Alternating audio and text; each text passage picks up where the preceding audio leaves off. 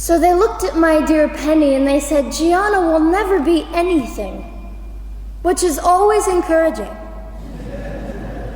And she decided to ignore them, and she worked with me 3 times a day, and I began to hold up my head, and they said, well, Gianna will never this and never that. Long story shorter, I was walking by the age of 3.5 with a walker and leg braces, and I stand up here today with a mild little limp and without a walker and leg braces.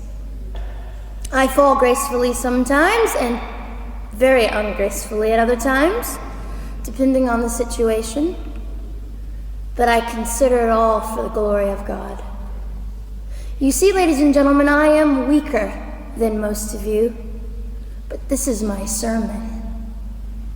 And what a small price to pay to be able to blaze through the world as I do and offer hope. And I think in our misunderstanding of the way things work, we misunderstand how beautiful suffering can be. I don't willingly sign up for it, but when it comes, we forget. We forget that God is in control and God has a way of making the most miserable thing beautiful.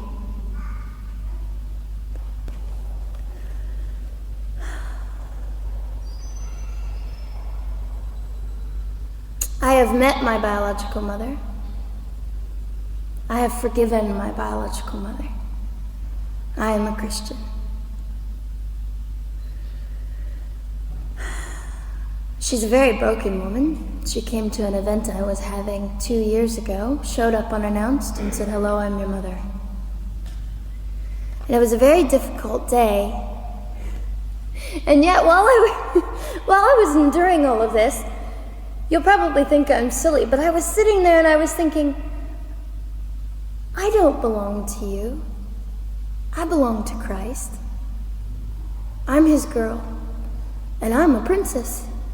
So no matter what you say, in all your anger and brokenness and rage, it's not mine to keep. It's not mine to carry, and I won't. I was saying all this inside. So ladies and gentlemen, you have an opportunity. But for just a brief moment, I would like to speak directly to the men in this room and do something that is never done. Men, you are made for greatness. You are made to stand up and be men.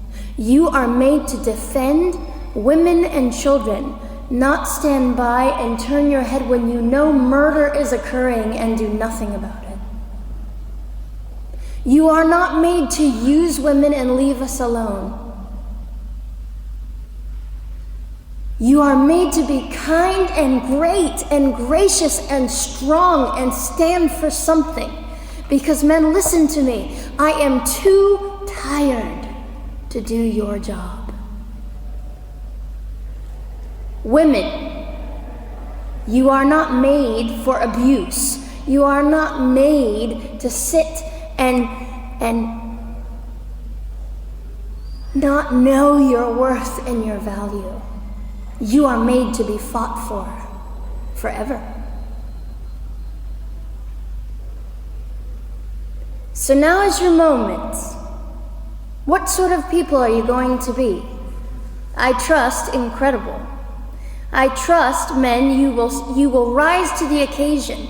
To the politicians listening, particularly to the men, I would say this: you are made for greatness, set your politics aside. You are made to defend what is right and good. This fiery young girl will stand here and say, now's your moment. What sort of man do you want to be? A man obsessed with your own glory, or a man obsessed with the glory of God?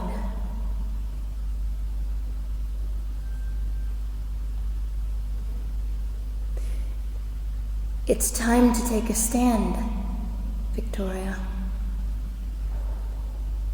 This is your hour. God will assist you. God will be with you. You have the opportunity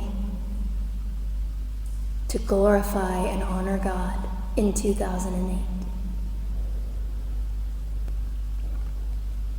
I'll just end with this.